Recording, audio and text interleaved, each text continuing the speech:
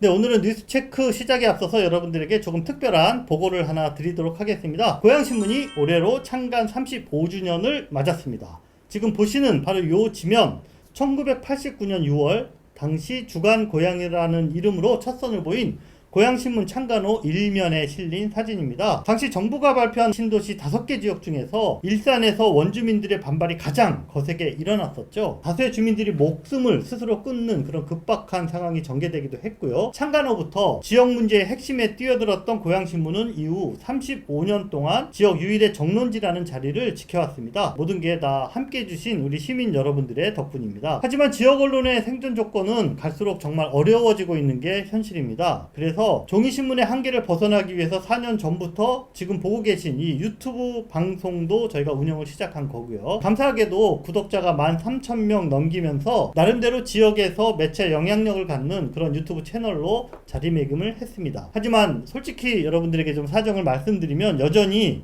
수익 구조를 만들어내기까지는 갈 길이 너무도 먼 게 현실입니다.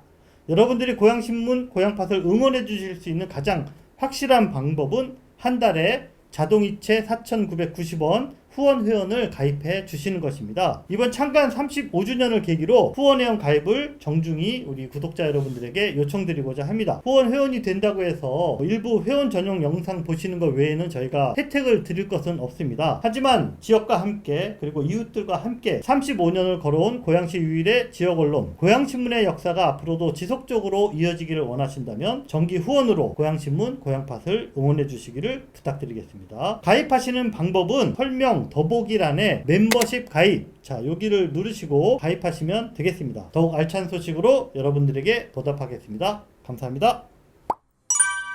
네, 6월 17일 고양신문 뉴스체크 헤드라인 말씀드리겠습니다. 뉴타운 사업 시작한 지 17년 만에 원당의 첫 재개발 성공 사례입니다. 재건축 선도단지가 11월에 선정된다는 소식 여러분 들으셨죠? 이주 대책이 과연 어떻게 될 것인가, 이게 관건이라고 하네요. 이동환 캠프의 정치자금법 위반 혐의 검찰이 수사에 착수했다는 소식입니다. 마을활동 인정받아야 시민참여수당에 대한 본격적인 논의가 제기됐습니다. 고양시 의회가 후반기 원구성을 앞두고 있습니다. 후반기 의장으로는 삼선 의원인 더불어민주당 김은남 의원이 유력하다고 합니다. 먼저 고덕희 시의원입니다. 고봉산 철탑을 한국의 에펠탑 같은 명소로 만들자는 제안이 나왔습니다. 신현철 시의원입니다. 덕이동 로데오 거리가 이른만 문화의 거리로 전락했다라는 주장입니다. 이혜림 시의원입니다. 도시재생 중단해 놓고 이동환 시장이 해외 벤치마킹을 낚았다고 비판의 목소리를 높였습니다.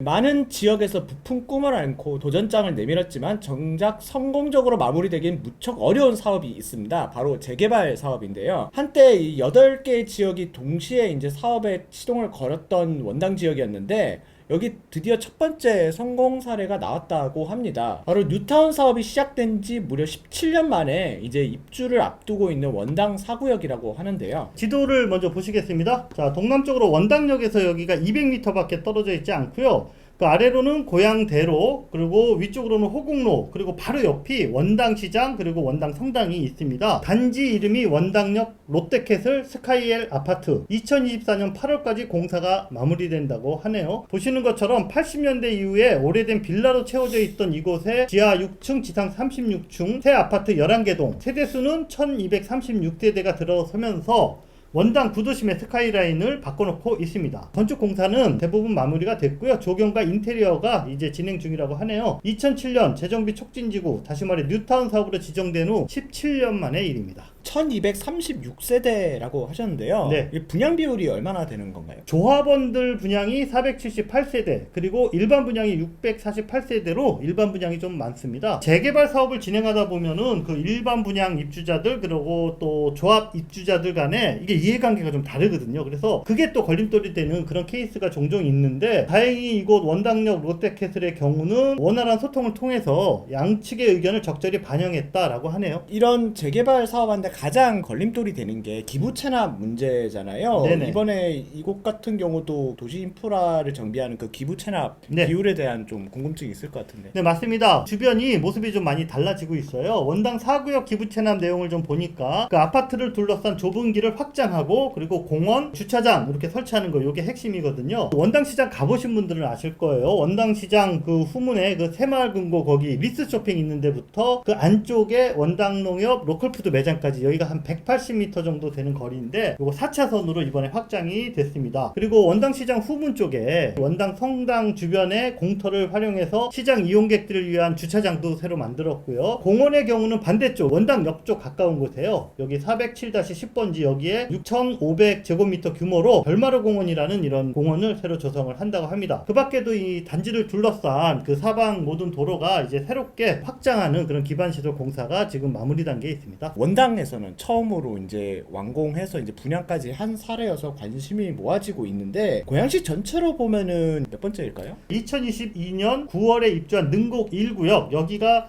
고양시 전체에서 첫 번째, 그리고 이번에 원당 4구역이 두 번째입니다. 사실 이 원당 재개발 사업에 대해서 전반적으로 좀 이거 되겠냐라는 부정적인 시선이 좀 많이 있기도 했는데 많은 우여곡절 끝에 성공시킨 사례라서 좀 주목을 받고 있는 것 같습니다. 주변 얘기 들어보니까 지금 뭐 조합원들 프리미엄이 한 3억에서 3억 5천만 원 지금 그렇게 된다고 하네요. 이게 또 한편으로 보면은 사실 뉴타운 사업이라고 이제 하는 게 이제 네. 전체 구역을 묶어가지고 한꺼번에 개발되는 게 사실 본래의 취지잖아요. 그렇죠. 도시 인프라도 좀 높이고. 네, 결론적으로 보면 지금 4구역만 지금 개발이 된 상태이기 때문에 맞아요. 나머지 지금 지구들에 대한 상황이 어떤지. 네, 그 문제 지금 바로 말씀하신 대로 이번 원당 4구역 조합장님 만나니까는 좀 아쉬워하시더라고요. 전체가 좀 거의 동시에 이렇게 진짜 진행이 됐으면 원당이라는 도시가 함께 달라지는 이런 계기가 됐을 텐데 참 아쉽다 뭐 이런 이야기를 하셨는데 이미 이건 지나간 얘기고 지금 말씀드린 대로 원당 4구역은 이제 준공이 임박을 했고요. 그 다음에 공사가 진행 중인 곳이 하나 있습니다. 원당 1구역. 토지 부상 끝내고 지금 공사 진행 중이고요. 그 다음에 사업 시행 인가 후에 관리 처분 계획을 기다리는 곳이 원당 2구역. 그리고 완전히 이제 촉진지구에서 제척된 곳이 세 있습니다. 3구역, 5구역, 그리고 상업구역. 그 다음에 바로 올해 이제 노후도를 다시 한번 체크를 해서 재개발 촉진지구로 지정할지를 재결정하는 거기에 앞두고 있는 데가 원당 8구역. 여기가 조금 이제 도시가 늦게 형성된 데거든요. 그리고 이제 마지막으로 또 관심이 많은 데가 촉진지구에서 제척은 됐는데 경기도 그러니까 GH가 공공 재개발을 추진하겠다. 근데 과연 어떻게 할 것이냐 지금 좀 답을 찾지 못하고 있는 곳이 원당 6구역, 7구역 이렇게 되겠습니다.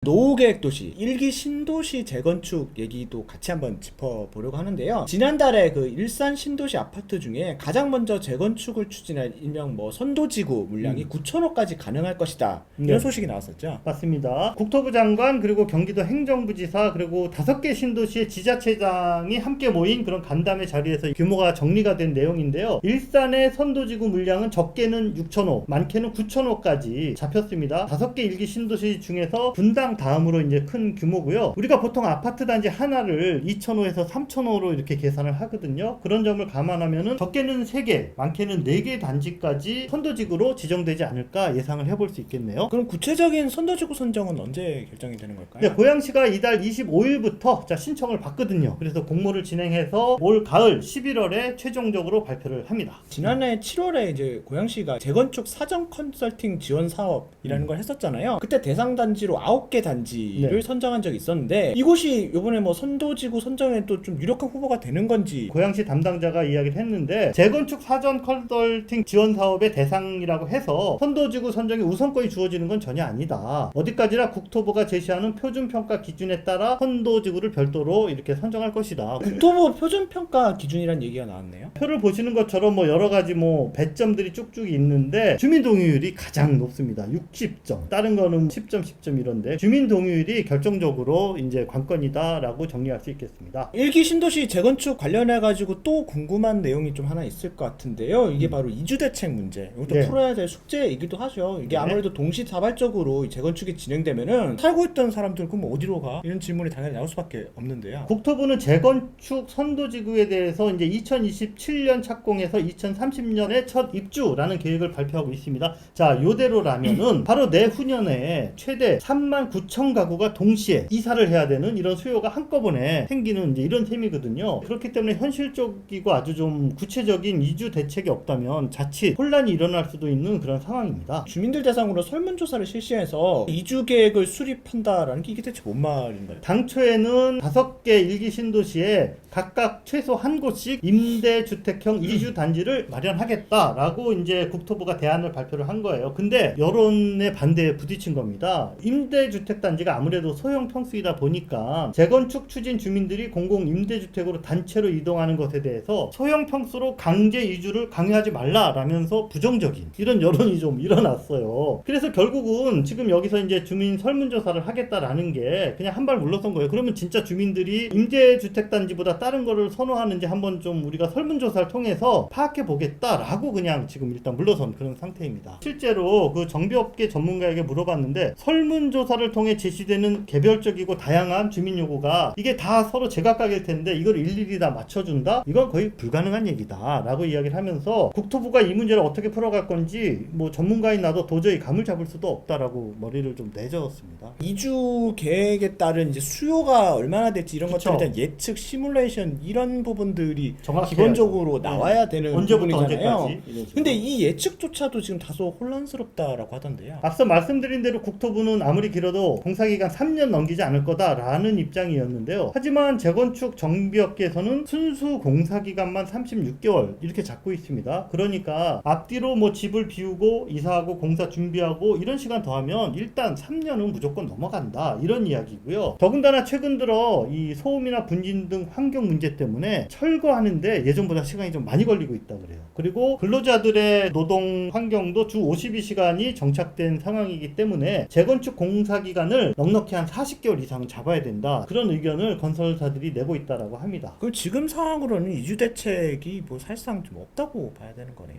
좀 사실은 좀 답답하지만은 그런 현실을 여러분들에게 좀 솔직하게 짚어드리고 이런 어려운 과제들을 하나하나 좀 국토부, 주민 그리고 정치권에서도 서로의 목소리를 좀 차분히 경청해야 되지 않을까라는 생각에서 저희가 뉴스를 짚어드렸습니다. 자, 벌써 이제 2년이나 지났지만 지난 지방선거와 관련해서 이동환 시장 캠프 보도자료 선거법 위반 건, 자 이거 저희가 지속적으로 또 새로운 이야기가 나오니까 보도를 해드렸는데요.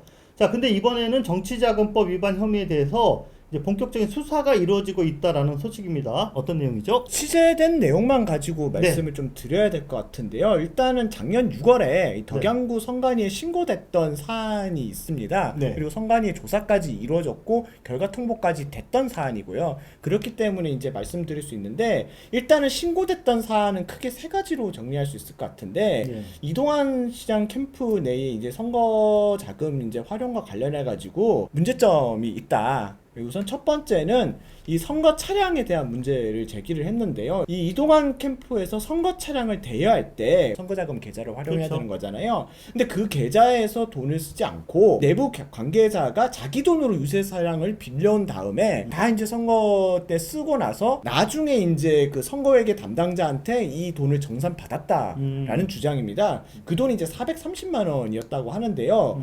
이거 자체도 문제인데 이 더 큰 문제가 뭐냐면은 뒤늦게 이제 이게 문제가 된다는 걸 이제 알게 된 거예요. 그래가지고 네. 부랴부랴 선거 차량 업체를 선거 막바지 다가가지고 따로 만나가지고 계약을 새로 체결한 거예요. 처리 작업을 한 거구나. 예, 그러니까 네. 쉽게 말해서 이건 뭐 가라 계약이라고 말해도 할 말이 없는 거죠. 그렇게 하면서 2,650만 원짜리 계약을 별도로 체결을 했다고 합니다. 아, 금액에서 차이가 나네요. 예, 그리고 그거를 당연히 이제 왜 이 계약을 체결했겠어요? 나중에 선거비 보전을 저희는 다 받잖아요. 그 선거비 보전 받을 때 2,650만 원짜리 영수증을 내민 거예요.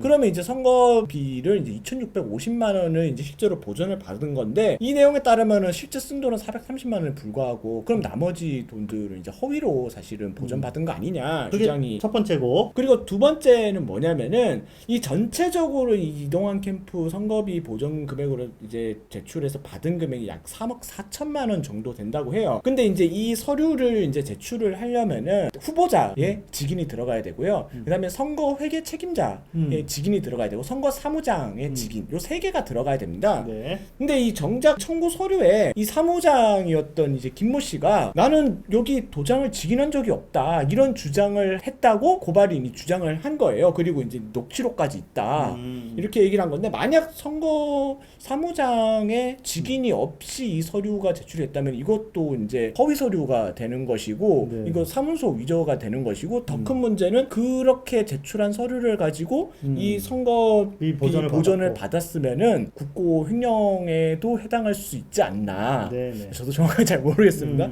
예, 그 정도까지 이제 나올 만한 네. 사안인 거죠. 또 뭐 사안이 하나 더 있죠. 고발인이 또 주장하는 건데 이동환 캠프의 선거 회계 책임자로 이제 등록된 분이 따로 있다고 해요. 엄모 씨라는 분이 계시는데 정작 이제 선거 관계자들은 저는 이거는 뭐 몇 분한테 듣기도 했는데 이 사람 일단 본 적이 없다는 캠프에서 실제 선거 회계는 이 지금 현재 시의원이신 엄성원 시의원이 다 주도했다라고 주장을 하는 거예요. 얼굴 못 봤다는 분도 엄모 씨라 그랬잖아요. 예. 그럼 둘이 엄성은 의원이랑은 뭐 이제 동생분이라고 하더라고요. 일단 이름이 네. 올라간 거는 주장에 따른 거고. 네. 근데 이게 왜 문제가 되느냐면은 엄성원 시의원도 그때 당시에 또 본인도 이제 출마를 시의원에 했었고, 출마했으니까. 예, 이 후보자가 어느 캠프에 뭐 직함을 맡거나 이제 역할을 맡으면 안 된다라고 하더라고요. 그랬는데 실제로는 선거 회계 책임자로서 거의 이분이 다 주관했다라고 하면은 이것도 이제 사실은 문제가 될 수 있는 사안이다라는 네. 게 이제 고발인의 주장인 거죠. 작년 11월에 선관위에서 결과가 나왔네요. 엄성은 의원과 캠프 사무장이었던 김모 씨에 대해 각각 서면 경고를 내리는 걸로. 위반한 사항으로 명시가 된 것이 정치자본법 제36조 제1항 그리고 제49조 제2항 제3호 이 두 가지를 위반했다라고 서류에 명시가 되어 있어요. 그 각각의 내용이 무엇이냐 봤는데 정당 후원에 후원회를 둔 국회의원, 대통령 선거 경선 후보자, 당대표 경선 후보자 등 공직선거의 후보자, 예비 후보자의 정치자금 수입 지출은 그 회계 책임자만이 할 수 있다. 근데 이거를 위반했다라는 거예요. 네. 여러분 뭐 감이 오시죠? 다음 위반 항목의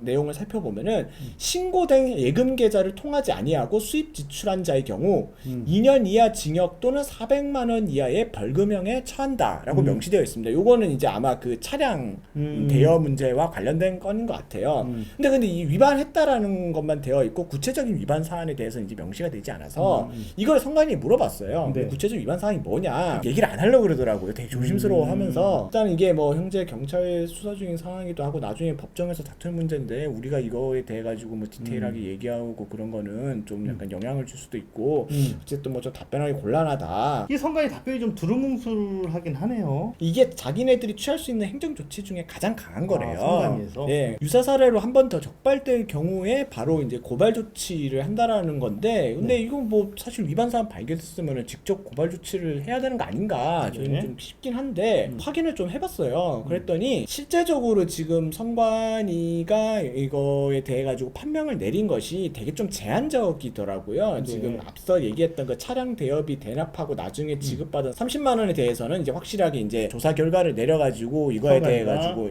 조치를 취한 것인데 나머지 건에 대해 가지고는 이렇게 사실은 엄밀히 말해가지고 선관위에서 제대로 다루질 않은 거죠. 이제 자기네들도 굉장히 부담스러운 상황인 것 같고 고발인이 그래가지고 선관위 찾아가가지고 이제 항의를 했어요. 아, 좀 부담되니까 직접 고발하세요.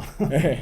그래서 그렇게 해서 고발했다. 직접 고발을 올해 초에 했다고 해요. 어쨌든 이 고발이 이루어진 건이 이제 검찰에서 경기북부경찰청에서 수사가 이루어지고 있는 상황이라고 합니다. 자, 그렇다면 고발 시점이 벌써 6개월이 지나고 있는 건데 지금 현재 수사가 제대로 되고 있는 건가요? 최근에 피해자들에 대한 소환 통보가 이루어졌다라고 하는데 이 말은 이제 사실은 수사 의지를 갖고 있는 거라고 볼 수 있거든요. 경기북부청에서 수사에 적극적으로 좀 나서는 모습으로 보이기 때문에 결과도 좀 이른 시일 내에 어느 정도 윤곽이 드러나지 않을까.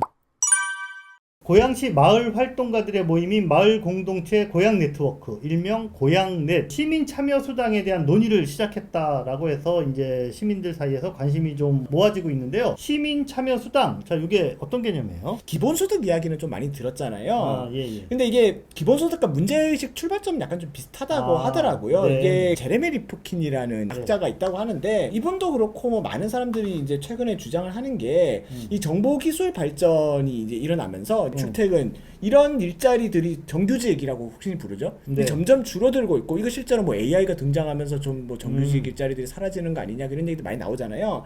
이 대신에 이제 제3섹터라고 불리는 요 시민사회의 자원봉사 같은 새로운 형태의 영역에서의 노동이 등장하고 있다. 뭐 가이스탠딩이라는 학자 같은 경우는 일자리가 사라지면서 이런 비정규 불안정 노동, 이 소위 뭐 프레카리아트라는 집단이 이제 출현하고 있기 때문에 이들의 좀 안정적인 소득을 국가에서 지원해 줘야 된다. 기술 빅테크 산업에 대해서 가지고는 기술 발전의 잉여들에 대한 세금 좀 매겨야 된다. 뭐 이런 주장들을 하고 있는데 비슷한 논의로서 이제 시민 참여 수당이 이제 왜 나오게 됐냐면은 아까 말씀드렸던 요 그 시민사회 제3섹터에서 일한 나타나는 새로운 노동 형태들을 우리는 전통적으로 이제 봉사활동 뭐 이렇게 얘기를 했었는데 단순히 봉사활동이라고 하기에는 여기에서 이제 생산되는 이제 활동이라든지 여기에 대한 뭐 사회적 생산성 이런 것들도 좀 나타나고 있는 부분이 있어가지고 이거를 좀 약간 전통적인 임금노동과는 다른 이제 시민노동이라는 새로운 이름으로 부르자라는 그런 또 학자들이 있더라고요. 대표적으로 네. 울리백이라는 뭐 독일의 사회학자가 있다고 하는데 그래서 말 그대로 이거를 시민 노동이라고 얘기를 한다면은 거기에 따른 우리가 뭐 적절한 또 수당을 지급해야 되는 거 아니냐. 그래서 나오게 된 게 사실 시민 참여 수당 내지는 뭐 시민 수당 요런 좀 약간 맥락이 있다라는 걸 말씀을 드리고 싶고요. 다시 말하면은 이러한 마을 활동이나 이런 공예 활동에 대한 1차적으로 사회적으로 인정을 먼저 해주고 그리고 이런 활동이 지속 가능하게 해주려면은 여러 가지 제도 방안도 있지만은 사실 금전적인 부분도 어느 정도 필요하니까 이거를 좀 약간 채워준다는 느낌의 예, 그런 시민수당의 개념이라고 보면 될 것 같습니다. 마을 활동은 자발적인 봉사활동 아니냐. 참여하는 시민들이 자발적으로 봉사하는 건데 거기에 돈을 지급하면 이거 취지가 왜곡되는 거 아니냐. 뭐 이런 이제 이야기가 나올 것도 같은데요. 실제로 마을 활동가들 내부적으로도 시민 참여 수당 얘기를 하면서 많이 나왔다고 해요. 이게 좀 약간 우리 안에서도 좀 약간 걸리는 거죠. 그럼에도 불구하고 왜 추진을 하냐. 네. 1차적으로는 수당과 보상이 전부는 아니다라는 거예요. 마을과 공공의 문제 이런 것들을 먼저 고민하고 해결해 나가는 이러한 시민들의 활동이 먼저 인정받을 수 있는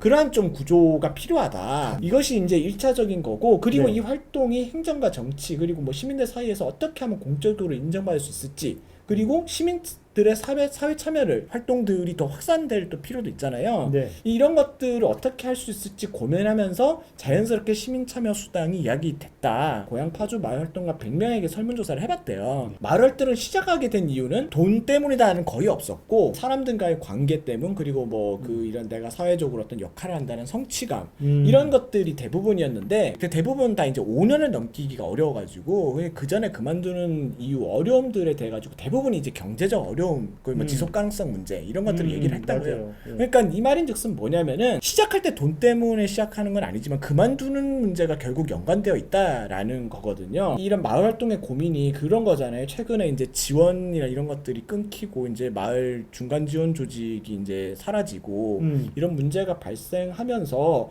그동안 쌓아왔던 이제 뭐 자산과 역량 이런 것들이 있는데 활동가들 입장에서 보면 이게 되게 소중한데 이게 이제 좀 날아가게 될 상황이 놓이니까 이거 어떻게 하면 좀 지속 가능하게 할 수 있을까 라는 고민에서 좀 이 시민 참여 수당이라는 좀 약간 지속 가능하게 할 수 있는 제도를 좀 얘기했게 됐다고 하더라고요. 뭐 어떤 유사한 사례가 광주광역시 같은 경우에 강기정 시장이 취임한 이후에 관련 조례도 제정하고 광산구에서 시범사업도 지금 추진 중인 상황이라고 하더라고요. 그리고 사실 또 시민 참여 수당이라고 이름 붙이지 않지만은 김동연 경기도지사 같은 경우도 기회소득을 되게 강조를 하고 있잖아요. 네네. 이 기회소득이 굉장히 또 취지랑 목적이 이 시민 참여 수당과 굉장히 좀 약간 연결되는 부분이 있어가지고 또 고양시에서 만약에 시민 참여 수당을 추진한다 그러면은 중요한 좀 정책적 근거가 되지 않을까 생각합니다. 고양시 현재의 상황은 그러면 어떻게 추진되고 있는 거예요? 총선 기간 동안에 우선 후보자들 찾아가면서 이제 이야기를 나누고 정책 협약을 좀 각 체결을 했다고 하더라고요. 별도로 이제 내부적으로 추진단을 좀 구성을 해서 한 세네 차례 정도 본인들끼리 이제 세미나 공부도 좀 하고 그런 것들에 대한 준비 모임을 가지고 있는 상황이고 다가오는 21일에 이번 주 금요일이죠. 당선된 국회의원들과 간담회도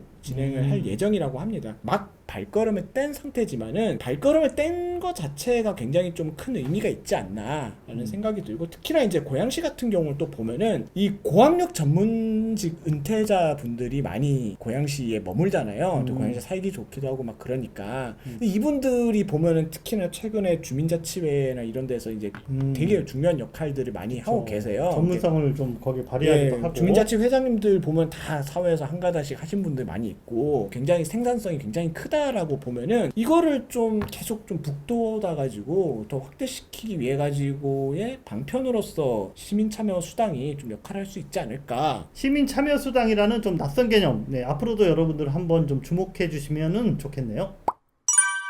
고양시 의회 소식 몇 가지 전해드립니다. 자, 다음 달 1일 제9대 고양시 의회 후반기 개원을 앞두고 후반기 의장으로 더불어민주당의 김운남 의원이 유력하게 거론되고 있다는 소식입니다. 고양시 의회 의장 자리는 전반기에 잘 아시는 것처럼 국민의힘의 김영식 의원이 맡았기 때문에 후반기에는 더불어민주당이 맡을 차례거든요. 이에 따라서 당내에서는 최다선 3선인 김운남 의원, 조현숙 의원 이렇게 둘이 있어요. 누구를 의장으로 추대할지 투표로 결정을 했는데 김운남 의원을 의장으로 내세우기로 했다네요. 네, 이게 원래 의장을 여야가 번갈아 가면서 이렇게 하는가? 아니 뭐 모든 의회가 다 그러는 게 아니고 이거 소모적인 갈등을 애초에 막기 위해서 처음부터 두 당이 이제 장기적으로 이렇게 약속을 해놓은 상황이에요. 원 구성에 대한 어떤 그림을 미리 그린 거죠. 그래서 의장 자리를 전반기와 후반기로 걸쳐서 양당이 번갈아 가면서 맡고 대신 의장을 가진 당은 부의장과 상임위 5곳 중에 주요 3곳 이 상임위원장을 상대당에게 양보하기로 이렇게 한 겁니다. 그래서 전반기에 김영식 의장이 의장되고 그 다음에 부의장은 조현숙 부의장, 그 다음에 민주당이 3개 상임위원장 이렇게 했던 거죠. 국민의힘에서 이번에 부의장 몫이 이제 떨어지는 건데 그동안 국민의힘 내부에서는 이제 4선 김영식 의장이 다선으로 의장을 했고 그 다음은 3선인 이영훈 의원이 있거든요. 이 선수로 치면은 이영훈 의원이 유력하지 않냐 이렇게 예상을 했었는데 재선인 손동숙 의원을 추대하는 이런 움직임이 지금 나타나고 있다라고 해요. 이 문제에 대해서 손동숙 의원은 당원들이 제가 나서기를 원한다면 그 뜻을 존중하겠다라고 말했다고 하네요. 그래서 현재로서는 3선 이영훈 의원 그리고 재선 손동숙 의원이 누가 될지 아직 모르는 그 2파전 양상으로 지금 흐를 가능성이 높다라는 예측이에요. 국민의힘은 일단 17일부터 19일까지 부의장 후보를 공식적으로 이렇게 접수를 받기로 했고요. 그리고 늦어도 이달 27일 전까지는 뭐 추대를 하든 그 전에 합의를 하든 안 되면 투표까지 하든 27일 전까지는 부의장 그리고 3개 상임위원장 후보를 결정한다라는 계획입니다. 지지난주였죠? 네, 이미 좀 됐죠. 네, 시정질의가 있었는데 그때 이제 고덕희 시의원이 고봉산 철탑을 에펠탑 같은 명소로 만들자. 저는 예전부터 그런 주장 좀 했었어요. 아, 정말요? 예. 좀 짚어보면요. 그 고봉산의 역사성 또 생태적 가치 등을 이 고덕희 의원이 이렇게 강조를 하면서 공원화하고 주차장도 좀 설치하고 그러고 거기 이제 고봉산성 뭐 이런 역사가 있으니까 역사 유물의 발굴과 보존 대책도 필요하고 또 자연공원으로 지정도 하자 이렇게 주장을 했는데 그 중에서 가장 임팩트 있는 아이디어는 일단 어디서나 잘 보이잖아요. 고봉산 맨 끝에 이렇게 높은 고봉산 철탑 뭐 이렇게 이야기하죠. 그게 통신탑인데 이거를 파리의 에펠탑처럼 고양시를 대표하는 랜드마크로 만들자 이런 주장을 했어요. 고덕희 의원은 2000년 이후에 대남 방송이 중단되면서 이제 사용도 하지 않는 시설인 만큼 관계 기관과 협의를 통해서 관광 자원으로 활용할 필요가 있다. 통신탑과 전망대 부지부터 고양시가 우선 매입해야 한다. 여기가 사유지예요, 사실은. 네. 그래서 근데 또 이게 되게 웃기는 게 이 탑 자체는 군사시설이라고 그쪽으로 카메라도 돌리지 못하게 하거든요. 근데 탑을 한 바퀴 삥 돌아서 지금 전망대 설치해놨잖아요. 그러니까 누구나 다 볼 수 있고 그런데 어쨌든 지금 제도적으로는 거기를 이렇게 사진도 못 찍게 이렇게 약간 이중적인 이상한 지금 그런 돼 있어서 여기를 고양시가 일단은 땅을 매입해서 좀 활용을 하자 이제 그런 주장을 한 겁니다. 일산 서구 덕이동 로데오 거리 여기가 2011년에 문화의 거리로 지정이 됐거든요. 하지만 이후에 아무런 지원이나 관리도 없이 방치되고 있다라는 주장이 나왔습니다. 국민의힘 신현철 의원은 지정 이후에 단 한 번도 문화의 거리 조성 기본계획을 수립한 적도 없다. 계획이 없으니 기금도 없고 심의위원회도 한 번도 개최되지 않았다라고 지적을 했네요. 현재는 보면 안내 간판도 업데이트가 안 된 좀 낙후된 상황이라고 하더라고요. 그래서 신현철 의원이 올해도 관련 예산이 없는데 이거 그냥 방치하는 거 아니냐 이렇게 지적을 했습니다. 이 문제에 대해서 이제 이동환 시장은 자세히 좀 검토를 해서 사실 문화의 거리를 존속할 건지 폐지할 건지 이거를 좀 결정하겠다. 뭐 지원이 어려운 가져오면은 이거 제도적으로 정리를 하는 게 맞는 것도 같고요. 어쨌든 우선은 버스킹 공연 등을 활성화해서 상권을 좀 살리는 방안을 모색하겠다라고 대답을 했습니다. 이동환 시장이 이게 도시재생 사업을 벤치마킹하겠다면서 일본을 방문했었는데요. 네. 여기에 대해 가지고 이혜림 의원이 강하게 비판을 했는데, 이 앞서서 이제 고양시가 보면 보도자료로 이동환 시장이 이제 9일부터 12일까지 3박 4일 일정으로 일본 뭐 가나가와 현청, 요코하마 국립대학 등을 방문했다. 그래서 여기는 이제 도시재생 성공 사례로 꼽히는 지역이기 때문에 이제 여기를 통해서 많은 좀 영감을 얻었다. 그래서 민간 주도로 도시재생 정책을 논의하겠다. 라고 이제 보도자료를 냈다고 하더라고요. 이러한 행보에 대해서 이혜림 시의원은 고양시가 도시재생 공모사업으로 진행 중이던 고양시 5개 지역사업에 대해서 이동환 시장이 특별한 이유도 없이 용역을 정지시키고 또 도비까지 반납하면서 재생사업을 완전히 무산시켜버린 장본인 아니냐. 그랬던 이 시장이 도시재생 활성화 해법을 찾겠다고 일본에 벤치마킹을 간다고 홍보를 한다. 이거 정말 앞뒤가 맞지 않는다라고 강하게 비판을 했습니다.